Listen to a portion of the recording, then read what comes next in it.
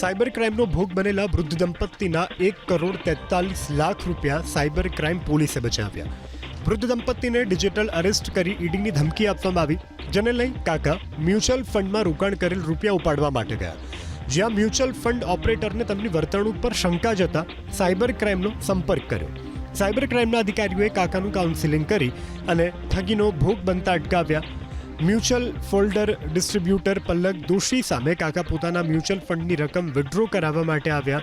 અંદાજિત 93 લાખની રકમ એક સાથે વિદેશ મોકલવાનું કહ્યું, પણ પલ્લક દોશીને શંકા ગઈ, કારણ કે કોલ કરતા સમયે તેઓ ગભરાયેલા હતા. તાત્કાલિક પૈસાની જરૂરિયાત અંગે પૂછતા ગોળ જવાબ આપ્યો. પલ્લક દોશી પૈસા ઉપાડવાની પ્રક્રિયા પૂર્ણ કરવા સિનિયર સિટીઝનના ઘરે પહોંચ્યા. એ સમયે સિનિયર સિટીઝનના મોબાઈલમાં ઈડીની ઇમેજ દેખાઈ અને તેઓ ડિજિટલ અરેસ્ટ થયા હોવાની શંકા જતા સાયબર ક્રાઇમનો સંપર્ક કર્યો.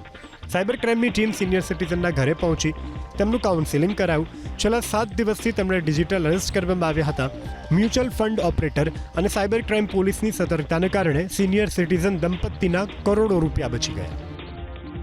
એમને ઓલરેડી 50 લાખની એફડી તોડાવીને એમના અકાઉન્ટમાં ડિપોઝિટ કરાવી દીધી હતી પોતાના અકાઉન્ટમાં, અને પછી આ 92 લાખ બી મ્યુચ્યુઅલ ફંડના એમને પોતાના અકાઉન્ટમાં જમા કરાવીને પછી એવું કહેવામાં આવ્યું હતું કે આરબીઆઈના સર્વરમાં ચેક કરવાનું છે, એટલા માટે આ ટ્રાન્સફર કરવાની પ્રોસેસમાં હતા.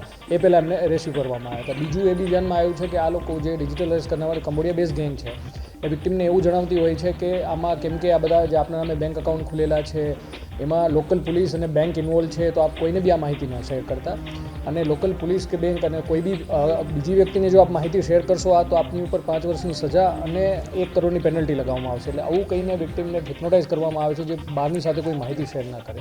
અને આવી રીતના જે સાયબર ક્રાઇમની ટીમ અને જે મ્યુચ્યુઅલ ફંડ મેનેજર છે પલક જોશી, એમની સતર્કતાથી એમના 1,42,00,000 જેટલા રૂપિયા બચાવવામાં આવ્યા છે.